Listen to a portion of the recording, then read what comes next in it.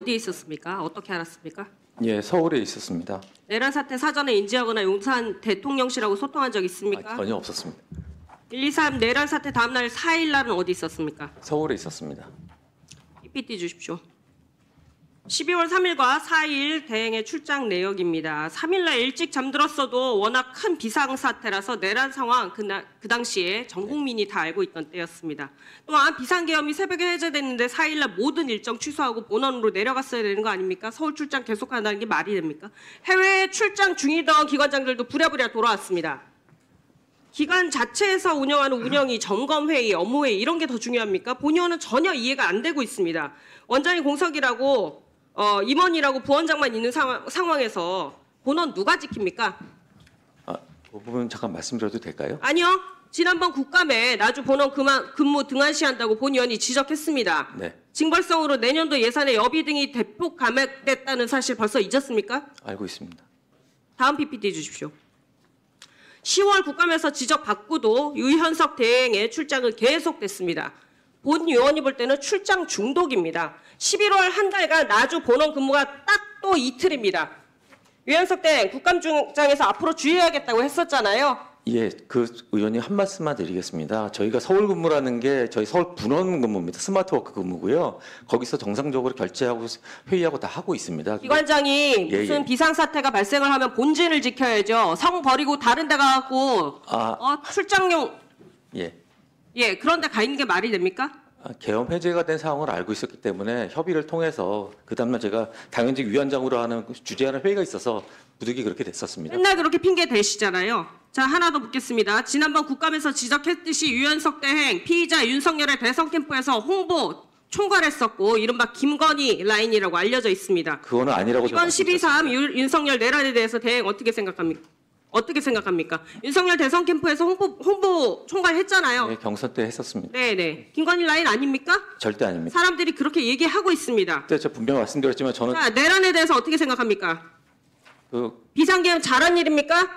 개인적으로는 저도 국민의 한 사람으로 같은 생각 가지고 있습니다. 어떻게 같은 생각이요?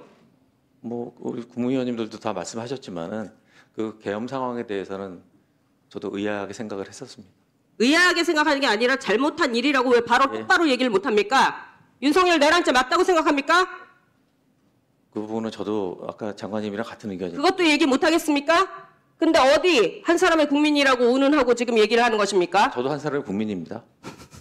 근데 내란이 아니라고요? 자, 이제 임기 끝났죠? 임기 끝났고요. 네, 빨리 사퇴하십시오. 경제가 매우 힘듭니다. 그나마 콘텐츠 파트는 노력하면 힘들어서 하면 수출 유지할 수 있습니다. 그런데 대행같이 본진 외면하는 사람에게 콘텐츠 진흥원 맡길 수가 없겠습니다. 한국관광공사도 경영본부장이 대행하고 있습니다. 제대로 근무조차 하지 않고 서울 출장만 다니고 있는 유현석 대행 근무할 이유 없습니다. 비상계엄 선포되고 해제되어서 대통령 탄핵이라는 급박한 상황 속에서도 그랬습니다. 변명의 여지가 없습니다. 장관, 복무기간이 엉망입니다. 예, 유현석 대행이 계속 대행 수행해야 됩니까? 굳이 그럴 필요가 있겠습니까? 하루빨리 유현석 대행 임기 종료되도록 조치해 주십시오. 이상입니다. 이어서 하겠습니다. 장관 들어가 주십시오. 123 내란 사태가 시작된 윤석열 비상계엄 발표에 수어 통역이 없었습니다. 알고 계십니까? 네, 비상계엄의 부적절성은 자치를 하고서라도 그 자체로 비상발표 상황에서 수어 통역이 필요 없다고 보십니까? 당연히 있어야 되겠죠. 네. 아마 좀 그런 방법을 좀 바꿔야 될 방법이 아니라 수어 제공돼야죠. 네. 비상계엄 발표 당시에 뉴스 특보 편성한 지상파 3사, 종합편성 채널 4사 중에 KBS를 제외한 대부분의 방송사에서는 수어 통역이 없었습니다. 심지어 계엄 발표 미리 알고 준비한 KTV 방송에서도 수어 통역 없었습니다. 그 결과 43만 명의 청각 장애인들은 국가 비상사태인 계엄령에 대해서 내용을 정확하게 파악할 수 없었습니다. 한 줄짜리 자막 제공됐어요. 그거 못 봤으면은 지금 상황이 무슨 상황인지 전혀 알 수가 없는 상황 아닙니까? 수어를 보완하는 정도밖에 안 되는데 그것도 자막 지나가 버리면 모르는 거 아닙니까? 결국 비상계엄 상황에서 청각 장애인들의 정보 접근권 보장이 전혀 안 됐다는 얘기입니다. 문체부 소관 법률인 한국수화언어법 위반한 것입니다. 한국수화언어법은 청각장애인이 한국 수어를 통하여 필요한 정보를 제공받을 권리를 명확히 명시하고 있습니다. 그런데 내란에 부역하기 위해 6시부터 방송 준비한 KTV 역시 수어를 고려하지 않았습니다. KTV가 국민을 아랑곳하지 않고 불법 계엄에 동조하고 내란에 부역하기에 급급했다. 이런 것들을 보여주는 증거 또 하나 발견된 것입니다. KTV가 수어 같은 건 신경도 안 쓰면서 하다 못해 내란 수혜의 나팔수 정권의 주둥이가 된 것입니까? 5.18 민주화운동 당시에 말귀를 알아듣지 못했다는 이유로 계엄군에게 구타를 당해서 사망한 농인 김경철 씨 비극이 있었습니다. 정보 접근이 농인들한테는 단순한 불편을 넘어서 생명의 위협으로까지 올 수 있는 일입니다. 국가 비상 상황에서 정보 접근권 보장되지 않는다면 장애인의 생명과 안전이 직접적으로 위협받을 수 있는데 이번 내란 과정에서 확인했습니다.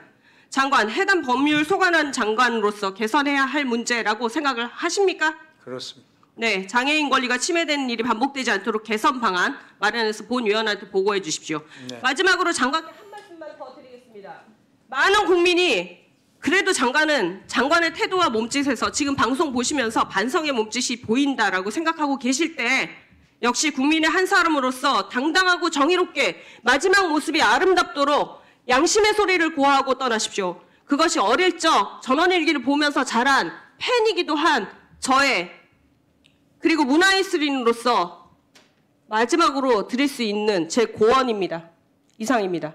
알겠습니다. 예, 수고하셨습니다. 다음은 양문석 위원님 질의해 주시기 바랍니다.